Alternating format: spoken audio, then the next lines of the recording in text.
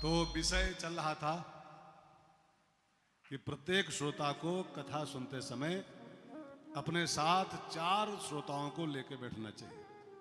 4 श्रोता और आपके बगल में बैठे हों तो आपको चारों फल प्राप्त होंगे। पहला श्रोता कौन है? पार्वती माने श्रद्धा, श्रद्धावान लभते ज्ञानम, ठीक है? तो श्रद्धा को संग लेके बैठो, भवानी।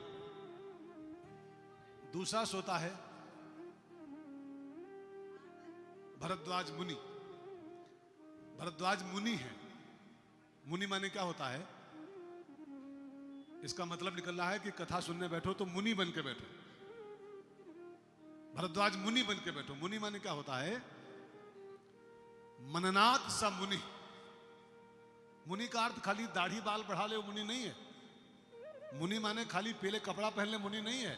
मुनि माने होता है मननाथ, जो कथा सुनते समय, कथा सुनते सुनते बीच बीच कथा का मनन करता रहे। खाली सुनना काफी नहीं होता बहनों भाइयों, खाली कथा सुन डालो। मुझे एक माता जी मिली, दिल्ली में कथा थी मेरी, तो मिली और बोली, महाराज जी मैंने 125 भागवत सुना है यजमान बन के। 125 भागवत मैंने सुन डाली, यजमान बन के सुन डाली। तो हमने उनसे पूछा, माता जी धुंधकारी के सुना था? एक। और परीक्षित जी के सुने थे? का एक। हमने पूछा धुंधकारी एक के सुना, विमान में बैठ के चला गया हो, और तुम 125 सुन के ये टहल रही हो, इसका मतलब है धुंधकारी से बड़ी भूत हो तुम। धुंधकारी तुमसे छोटा भूत था। 125 भागवत सुन ले ये टहले।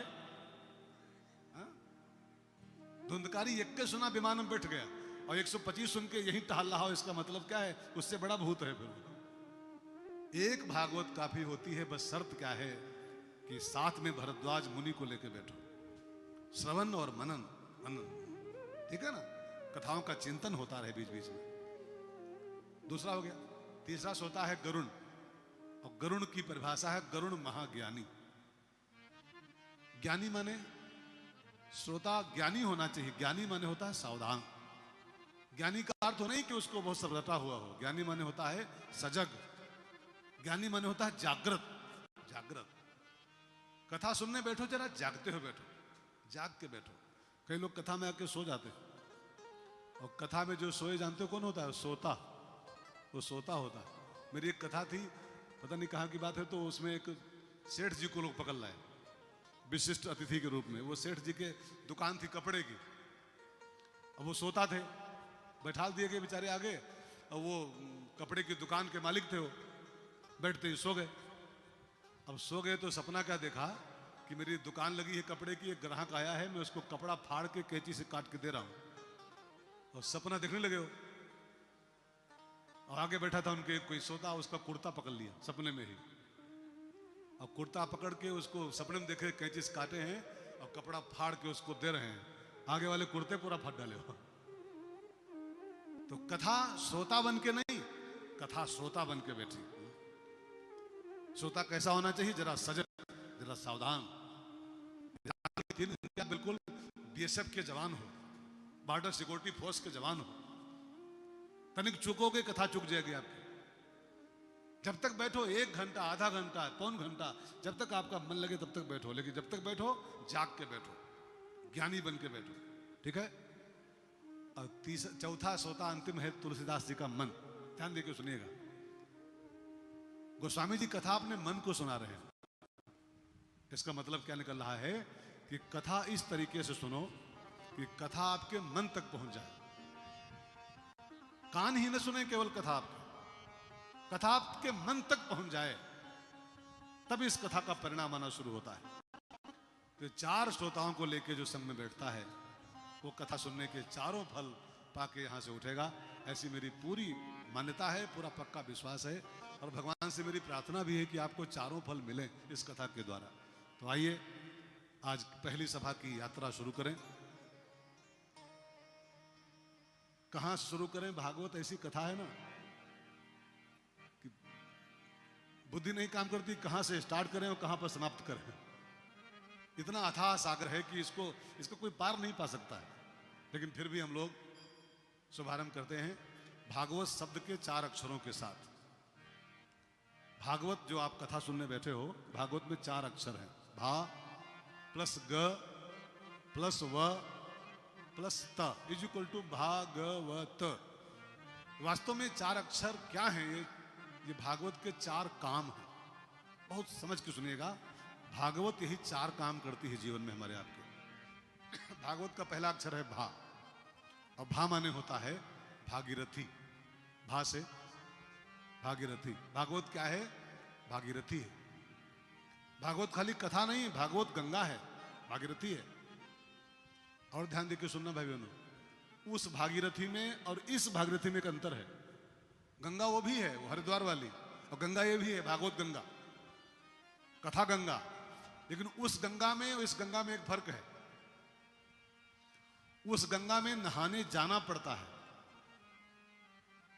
चंडीगढ़ वालों को वो गंगा नहानी हो, वो वाली गंगा, तो आपको जाना पड़ेगा, टिकट लेना पड़ेगा, हरदोई जाना पड़ेगा।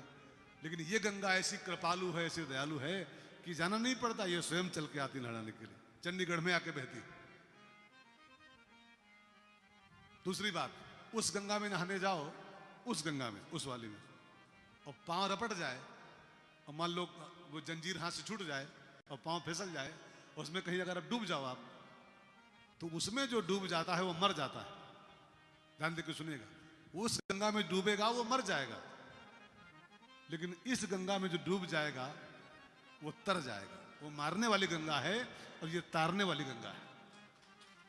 और सुनो, और सुनो, अभी नहीं, अभी एक और पॉइंट बाकी है। अब लोग बहुत एडवांस हो ताली ठोकने में।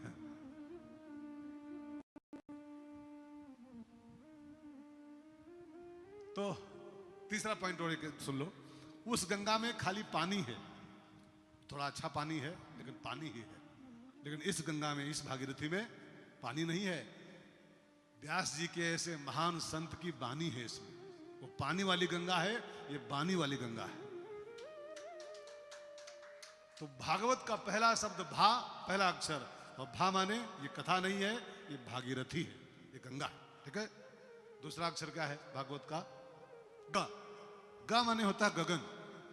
ग माने गगन। गगन माने आकाश। आकाश माने व्यापक, व्यापक। भागवत की कथा इतनी विशाल है, इतनी व्यापक है, संकीर्ण नहीं है जी।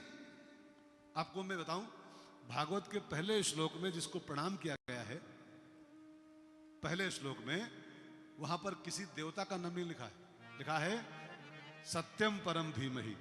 इतनी विशालता ली है भागवत अपने में कि राम श्याम में इसको नहीं बांधा गया। अगर रामम परम धीमहि कहते व्यास जी, तो राम वाले कहते ये कथा मेरी है। अगर कृष्णम परम धीमहि कहते तो कृष्ण वाले बोलते कथा मेरी है।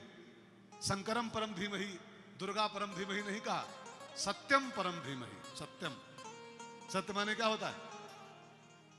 सत्य माने ट्रूथ, ट्रूथ, और ट्रूथ इज गॉड। सत्य माने परमात्मा, ठीक है ना। और परमात्मा का अर्थ क्या होता है? हरि व्यापक गगन, गगन सदृशम, गगन सदृशम। ये खाली कथा नहीं है, खाली किताब नहीं है, साक्षात परमात्मा है। और परमात्मा क्या है? गगन सदृशम, व्यापक। तो गा माने गगन, जो गगन के समान व्यापक कथा है, उसका नाम भागवत। ठीक है। तीसरा अक्षर क्या है? बोलो बोलो, जल्दी बोलो। वाह। वाह माने होता है वर्धन करने वाली, बढ़ाने वाली। क्या बढ़ाती है?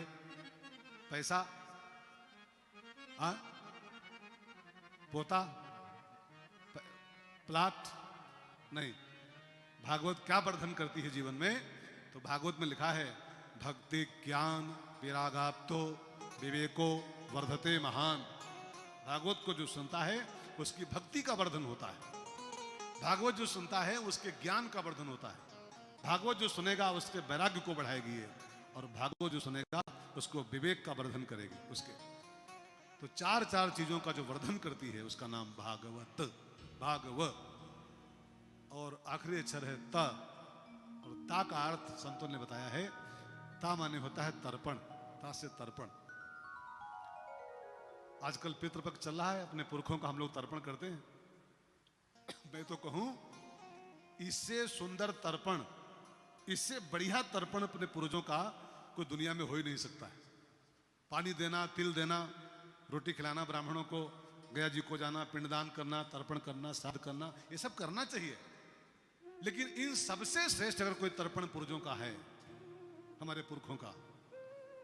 अभी कथा है कि धुंधकारी की गया करके आया था वो, उसका भाई गोकर्ण, और गया से वो तरा नहीं था।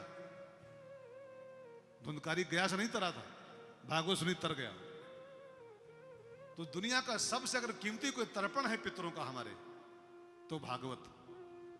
आप पितृपक्ष में बैठे भागवत सुन रहे हो, या आप सुन नहीं रहे हो, अपने पूर्वजों का आप तर्पण कर रहे हो, उनकी तृप्ति हो रही है इस भागवत से। तो ता से तर्पण हमारे पितरों का होता है, इससे पुरखों का उद्धार होता है इस कथा से। तो ऐसी कथा जो भा, ग, व और त, इन चार चीजों से जो लैस है, उस कथा का नाम है